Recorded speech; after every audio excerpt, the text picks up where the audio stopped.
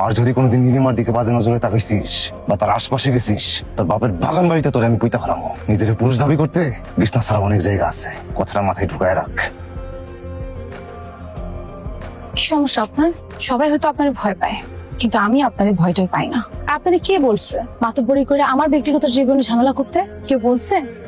কিছু হয়েছে? অবশ্যই হয়েছে। আপনি সাইমনের পিটাইছেন, সাইমনের বাবা আমার চাচারে ডাকাইছে, তারপর আমার চাচা চাচি আমার বাড়িতে ঝামেলা করছে। আপনি জানেন আমার বাড়িতে ঝামেলা হলে আমার উপর দিয়ে কি যায়? আমার উপর দিয়ে কি যায় সেটা আমি আপনারে বুঝাতে পারবো না, আমি বুঝাতে চাইও না। সেগুলো ভাবতেও আছে। আরে ওই আপনার জন্য সমস্যা হয়েছে, সমস্যা কি? সাইমন মায়ের খায় পড়ে আছে না? সবই অভিনয় হচ্ছে না, মেয়ে মানুষের সব ঢং। আমার সমস্যা কি হয়েছে সেটা চোখ দিয়ে না দেখলে আপনি নিশ্চয়ই বুঝবেন না, তাই না? দেখেন, দেখছেন, এটা হলো আমার সমস্যা। ছোটবেলায় অ্যাক্সিডেন্ট করে বাবা মা মারা গেছে, ঘরটা আর একটা দোকান আমার নামে। সেই দোকান চাচা চাচি তাদের নামে করানোর জন্য প্রতিনিয়ত আমার নামে অত্যাচার চালায়। আমিও সেই অত্যাচার সহ্য করি। কেন করি জানেন? কারণ এই দুনিয়াতে চাচা চাচি ছাড়া আমার কাছে কেউ নাই, এই জন্য সহ্য করি। আশা করি আপনি আর কোনোদিন আমার কোনো কষ্টের কারণ হবেন না।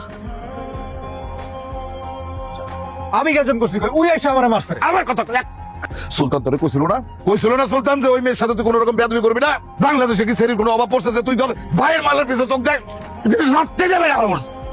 কপাল ভালো, তোর জায়গায় যদি অন্য কেউ হইতো আজকে তারা এখানে লামারা ফেলাইতে পারবি। বাবাজি তুমি আমার ছেলের মতো, তোমার ছেলের মতন বড় করছে, তুমি আমার আরেকটা ছেলে। তুমি এই সাইমন রে একটু সামলা রেখো। এই ভাইয়ের লগে বুকে বুক মিলা। ওই আমি কি করছি শুনোস না? ভাইয়ের লগে বুকে বুক মিলা। আমার শরীর বাতেন কাকা, লজ্জা পাইছি। আরে কি এর লজ্জা? ভাইয়ের কাছে কি এর লজ্জা? তোর ভালো ভালো কইতাছে, ভাইয়ের কাছে মাপসা বুকে বুক মিলা। কাকা আজকে তাই যাই যাবে গা? আচ্ছা, দু একদিনের মধ্যে লাগবে। আসসালামু আলাইকুম। ওয়ালাইকুম আসসালাম। আব্বা, আপনি সবসময় এরকম করেন, আমার তো সন্দেহ হয় আপনি আমার বাপ কিনা।